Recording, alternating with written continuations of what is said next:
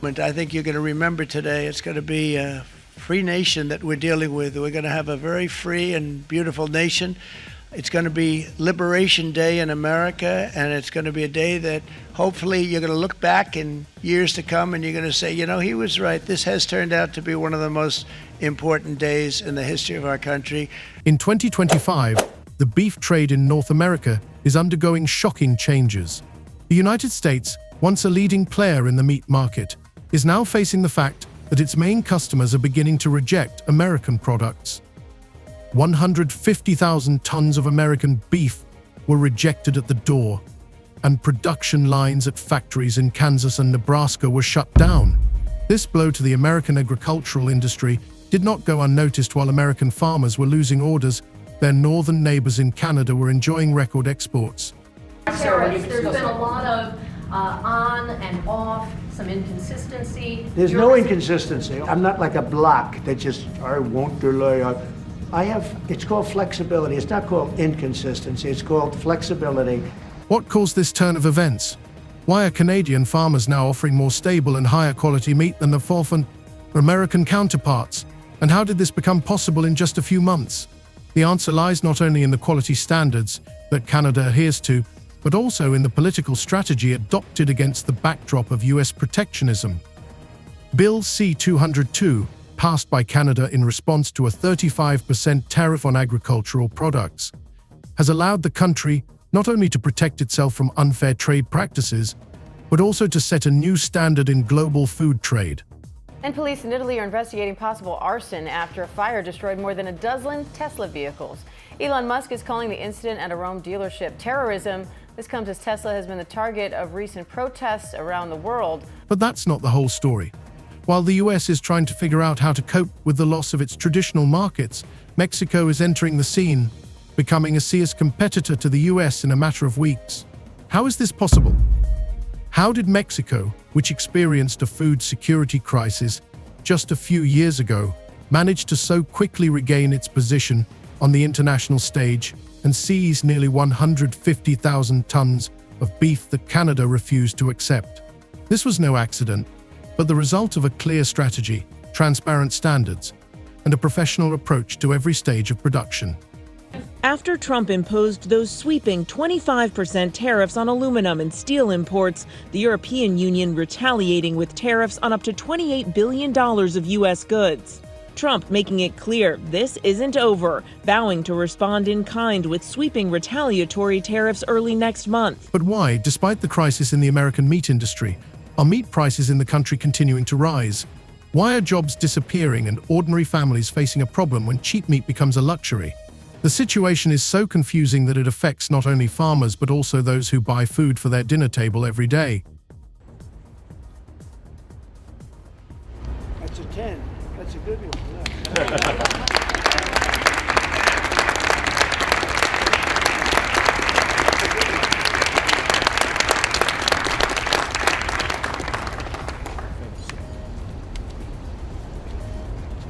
In this video, we will dive into the world of international meat trade, explore the reasons why America is losing its influence in the agricultural industry, and what this will ultimately mean for millions of people on both sides of the border.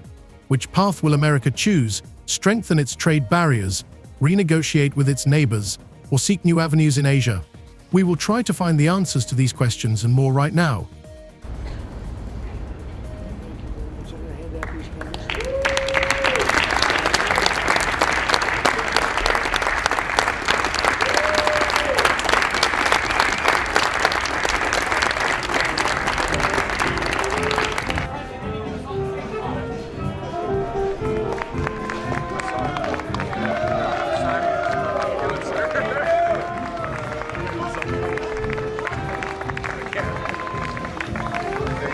The United States, once the world's leading meat supplier, is facing a staggering collapse in its agricultural markets, which is becoming more acute by the day.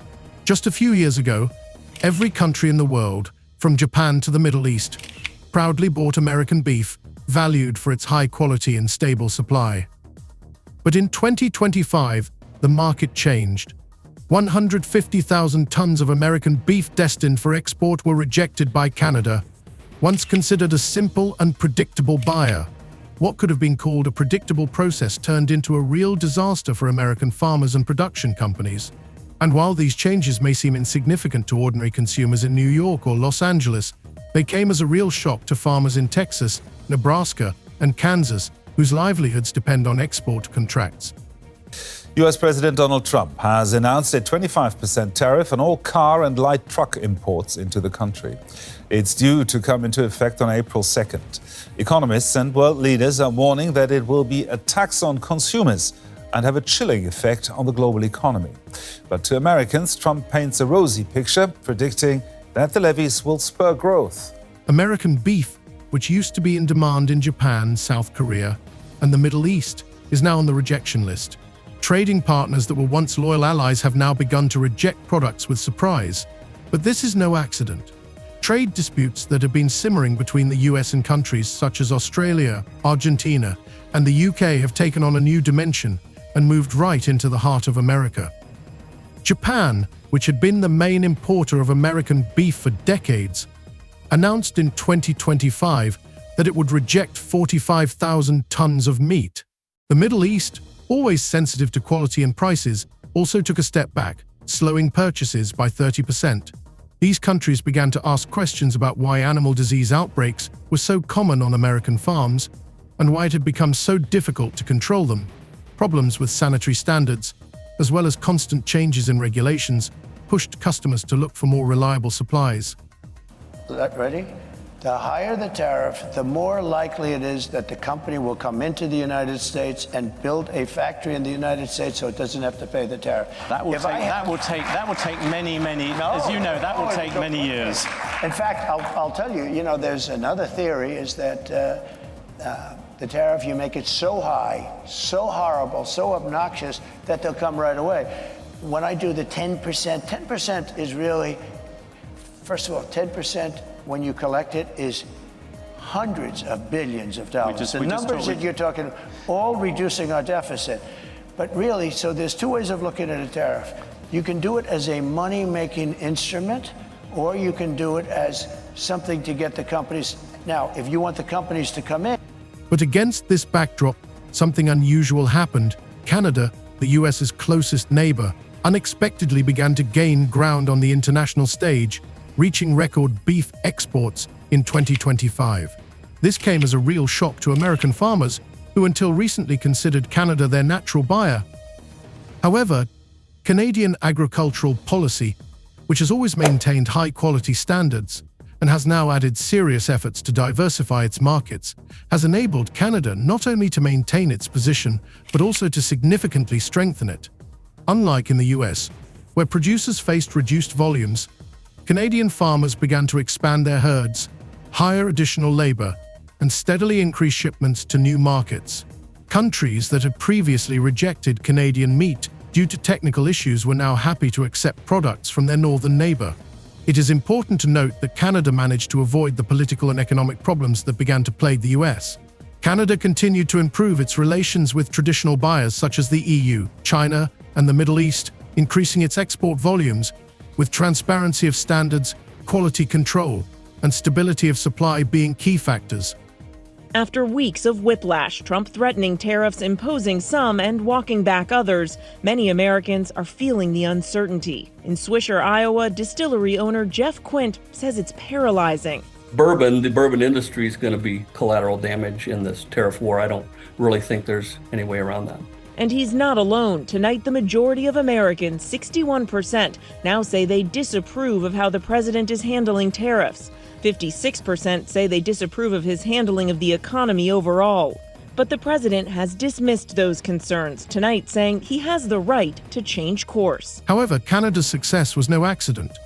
Canadian industry made enormous efforts to become not just an alternative to American beef, but a real competitor.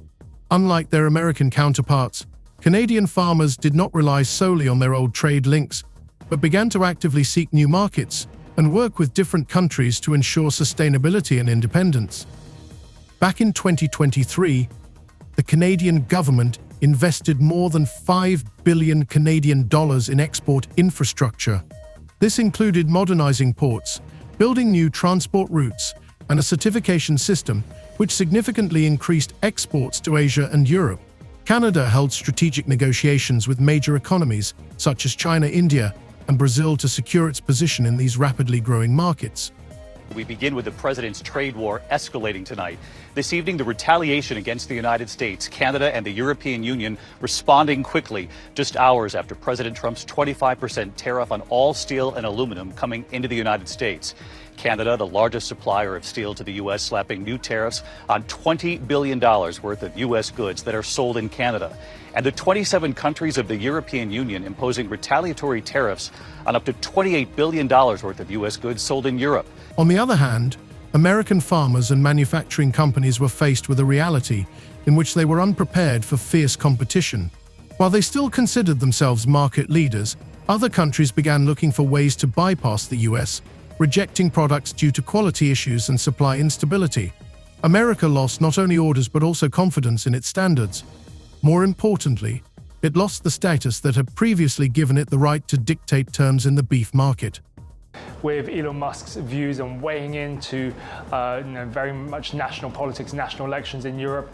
And then on top of that, when you see the backdrop of Tesla upgrading its product line and the impact of them trying to chase more sales at the back end of last year, that means it's short on inventory. It can't necessarily sell as many vehicles or doesn't have as many in stock to sell. So there is that issue there of a confluence of impacts, which means that sales have been falling. Again, the question is how much more that will impact into February as well, given that the back end of last year in 2024, Tesla sales did slip overall. Today, the situation in the North American beef market is such that the US finds itself in a difficult position. Excess meat supplies that no one is buying are not only damaging the agricultural ecosystem, but also threatening the existence of many family farms.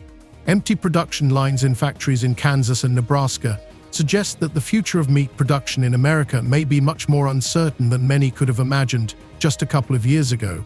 While the US was trying to resolve its trade disputes with China, Canada, and Mexico, it failed to notice that its northern neighbor was changing the rules of the game. In 2025, the Canadian government took an important step toward agricultural independence, which had a shocking effect across the border.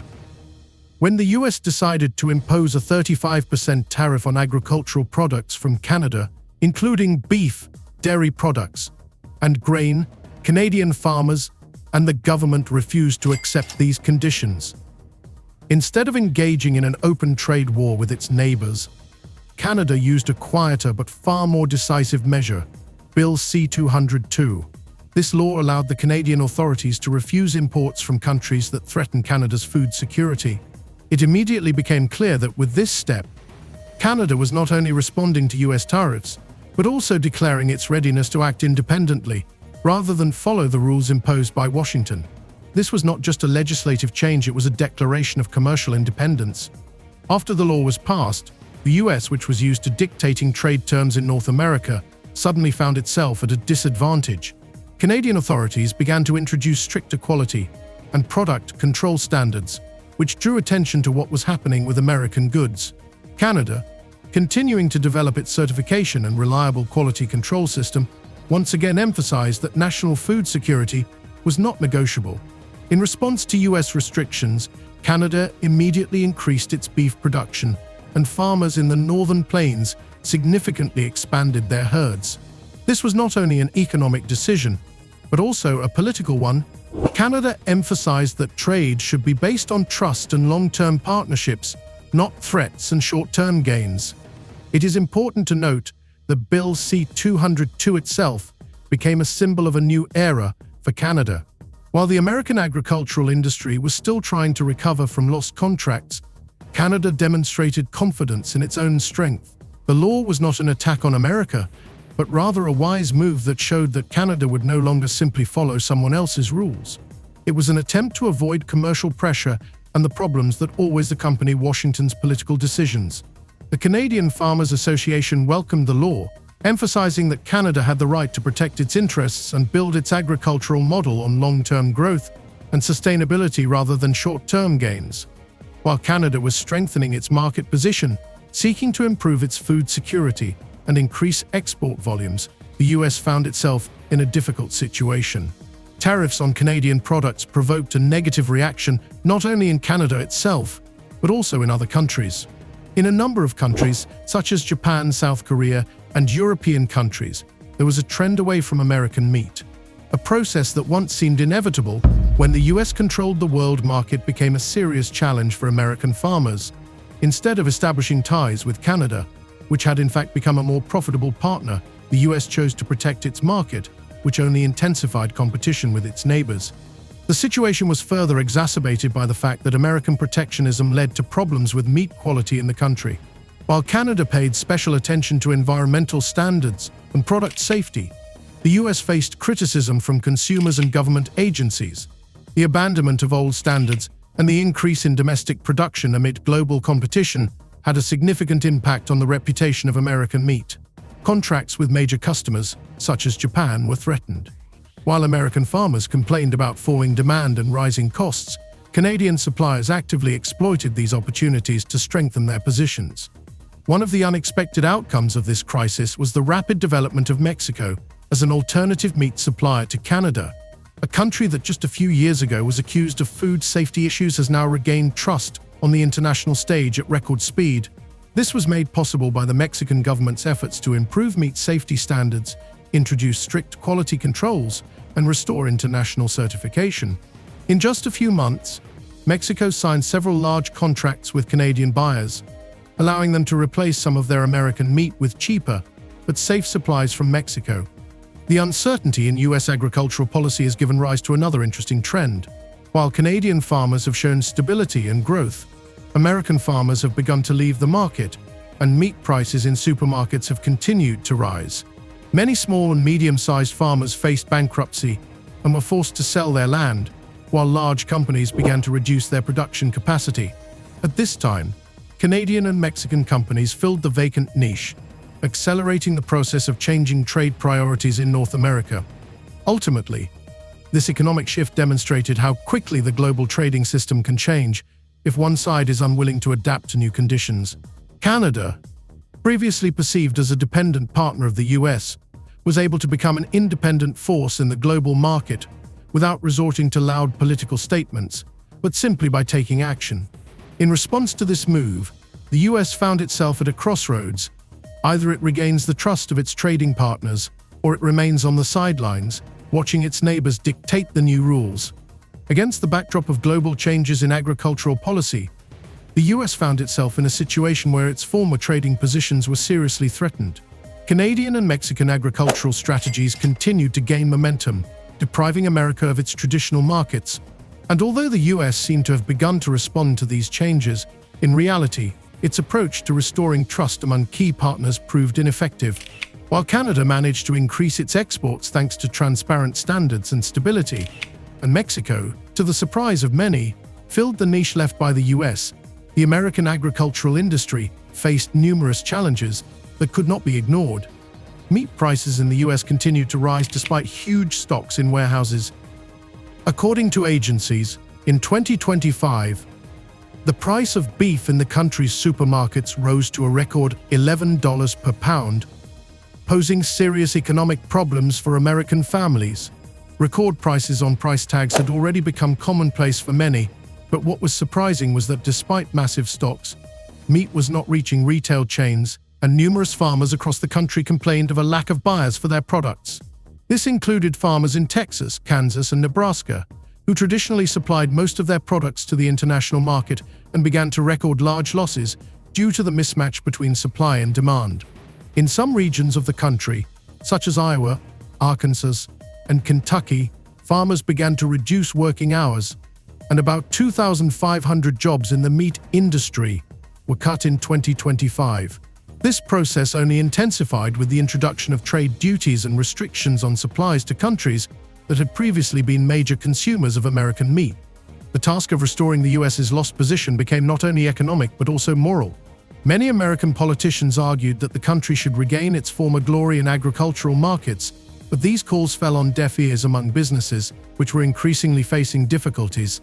Investments in the modernization of processing plants and capacity expansion proved ineffective, as there was no market for meat supplies.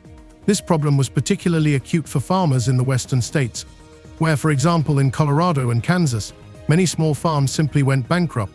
Against the backdrop of a falling beef market and rising prices, the economies of neighboring countries continued to flourish. In Canada, for example, improved trading conditions and support for local producers led to a significant increase in the incomes of farmers and agricultural companies. In response, the US government, according to reports from the White House, decided to introduce new measures to support its farmers, but their effectiveness remained questionable.